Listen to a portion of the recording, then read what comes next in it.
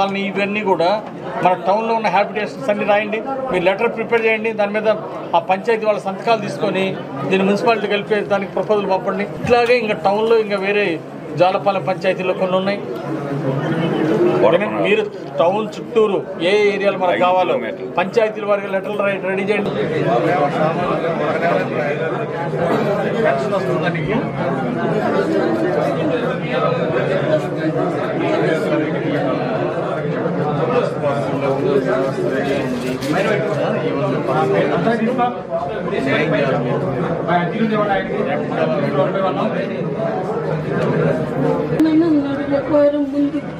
ఏం చెప్తామంటే లాయర్ చేత అప్పుడు వెంకటరమాదేవి అండి,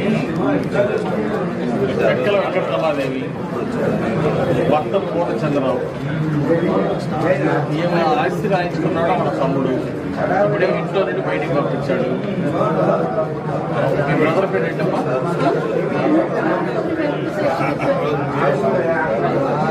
మూడుగురు వెంకట శాస్త్రిగా ఉంటాడు బ్రదర్.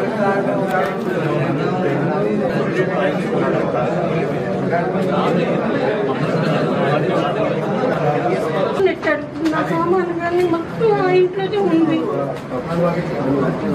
రేపు 9ంటికి పెట్టినట్టు 3 రౌండ్లు నన్ను బజార్లో పెట్టి 3 రౌండ్లు వేస్తాడు. బిల్డింగ్ మీద ఎందుకంటే దమ్ములు చాలు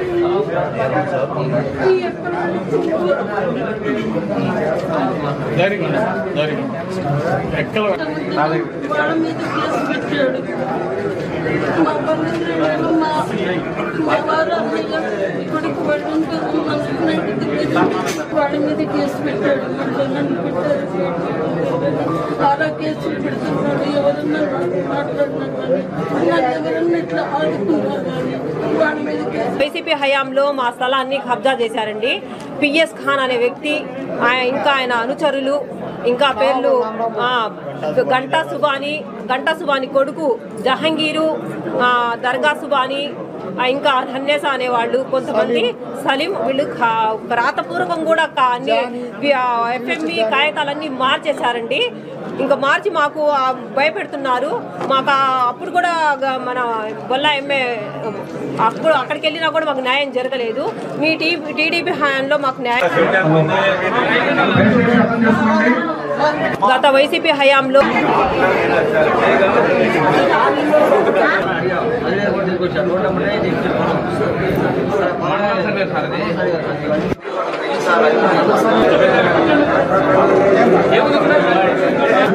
ప్రశాంతంగా కూర్చోవాలి. డయాస్ మీద ఎవరు ఉండకూడదు.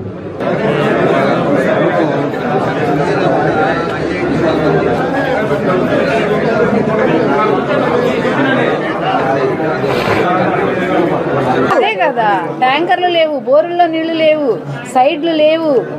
ప్రజా దర్బార్ ఈరోజు ప్రజా దర్బార్ నిర్వహించినందుకు నాకు చాలా సంతోషంగా ఉంది. అనేక మంది ప్రజా సమస్యల్ని ఈరోజు అధికారులతో మాట్లాడటం జరిగింది. వీటిని ప్రాధాన్యత క్రమంలో వీటన్నిటిని పరిష్కరించమని కోరటం జరిగింది. ప్రజాప్రతినిధులు అలాగే అధికారులు కలిసి సమిష్టిగా పనిచేసినప్పుడే ప్రజా సమస్యలు పరిష్కారం అవుతాయి. ఈరోజు ప్రజలందరూ కూడా ఒక నమ్మకంతో ఎన్డీఏ ప్రభుత్వం వస్తే మా సమస్యలు పరిష్కారం అవుతాయని చెప్పేసి 90% మొత్తం ఎమ్మెల్యే సీట్లు గెలిపించారు.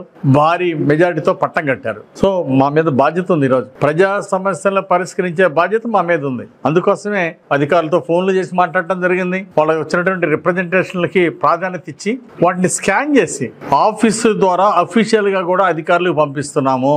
దీని ద్వారా అధికారులకు కూడా జవాబుదారీతనం ఉంటుంది. ఇటు ప్రజాప్రతినిధులు అటు అధికారులు జవాబుదారీతనం తీసుకుంటేనే ప్రజల సమస్యలు పరిష్కారం అవుతాయి. ఈరోజు అనేక సమస్యలు ఈరోజు పరిష్కరించడం జరిగింది. అట్లాగే ముఖ్యంగా ప్రజలు కూడా ఈరోజు ఎన్డీఏ ప్రభుత్వం అంటే ప్రజా ప్రభుత్వం, ప్రజల కోసం ఎన్నుకోబడిన ప్రభుత్వం, ప్రజలకు అండగా ఉన్న ప్రభుత్వం ఎన్డీఏ ప్రభుత్వం. అందుకోసం ఈ అవకాశాన్ని ప్రజలందరూ కూడా సద్వినియోగం చేసుకోవాల్సినటువంటి అవసరం ఉంది. ప్రజలకు సేవ చేయడానికి మేము ఎప్పుడు సంసిద్ధంగా ఉన్నాం. అందుకోసమే అధికారులు కూడా కోరుతున్నాం, మీరు జవాబుదారీతనంగా ఉండండి, ప్రజా సమస్యలు పరిష్కరించండి. ప్రతి సోమవారం వచ్చేటువంటి గ్రీవెన్స్ ని, ప్రజా సమస్యల్లో వచ్చేటువంటి అర్జీల్ని వాటిని చిత్తశుద్ధితో బాధ్యతాయుతంగా వ్యవహరించి అన్నింటినీ ప్రతి సమస్యను పరిష్కరించే దిశగా ముందుకెళ్ళమని చెప్పేసి అధికారులు కూడా కోరాము. అట్లాగే సోమవారం అర్జీలు తీసుకోవడంతో పాటు ప్రతి బుధవారం ఇక్కడ నుండి ప్రతి బుధవారం కూడా చీఫ్ విప్ గారి కార్యాలయంలో ఇక్కడ ప్రజా సమస్యలకి పరిష్కారానికి ప్రజా దర్బార్ ఏర్పాటు చేయడం జరుగుతుంది. ప్రతి బుధవారం రెగ్యులర్ గా ఈ కార్యక్రమం చేస్తాము. దీన్ని ప్రజలందరూ కూడా సద్వినియోగం చేసుకోవాలని ఈ సందర్భంగా నేను కోరుతున్నా. అట్లాగే అధికారులు కూడా బాధ్యతగా తీసుకొని ప్రజా సమస్యల పరిష్కారంలో ముందు నిలబడాలి. పల్నాడు జిల్లా ముందుండాలి.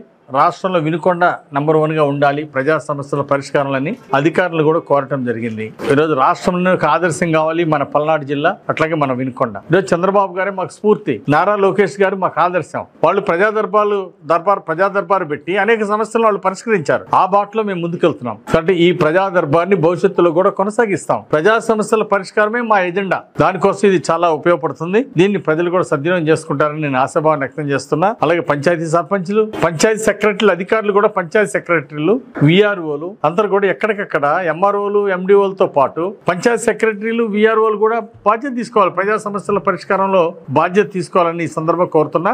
ఎవరైనా సరే అధికారులు బాధ్యతారహితంగా వ్యవహరిస్తే, ప్రజా సమస్యలను పెడచెవిని పెట్టి, ప్రజా సమస్యల చిన్నచూపు చూసి ప్రజల్ని నెగ్లెక్ట్ గా ప్రజల పట్ల బాధ్యతారహితంగా వ్యవహరిస్తే అలాంటి అధికారులు మాత్రం ఉపేక్షించేది లేదు. కాబట్టి అధికారులు కూడా గుర్తుపెట్టుకోవాలా. మరి ఈరోజు ప్రజల సొమ్ముతోటి అధికారులకు జీతాలు ఇస్తున్నాం. చాలా మంది బాధ్యతగా చేస్తారు, కష్టపడతారు, సమస్యలు పరిష్కరిస్తుంటారు. అధికారులు కూడా మంచి వాళ్ళు, నిజాయితీ పనులు చాలా మంది ఉన్నారు. బట్ కొద్దిమంది ఎవరైతే ఉన్నారో వాళ్ళు కొంత బాధ్యత రహితంగా వ్యవహరిస్తే మాత్రం అలాంటి వారిని ఉపేక్షించేది లేదు. ప్రజా సమస్యల పరిష్కారంలో రాజీయే లేదు. ప్రజా సమస్యల పరిష్కారంలో బాధ్యత రహితంగా ఎవరైనా వ్యవహరిస్తే అధికారుల మీద దాని మీద చర్య తీసుకోవడం జరుగుతుంది. ఉన్నతాధికారుల దృష్టి తీసుకెళ్లి బాధ్యత రహితంగా వ్యవహరించినటువంటి వాళ్ళ మీద చర్యలు తీసుకోవడం జరుగుతుంది. ఈరోజు నేరుగా ఈరోజు ప్రజలు వచ్చి కలవడం, వాళ్ళ సమస్యలు పరిష్కరించడం నాకు చాలా ఆనందంగా ఉంది. గతంలో కూడా మండలాల్లో కూడా ప్రతి మండలంలో సోమవారం గ్రీవెన్స్ లో పాల్గొన్నప్పుడు కూడా అనేక మంది ప్రజా సమస్యలు అర్థం చేసుకున్నాం. అధికారులతోటి సమన్వయం చేసి ఆ సమస్యల పరిష్కారానికి కృషి చేయడం జరిగింది.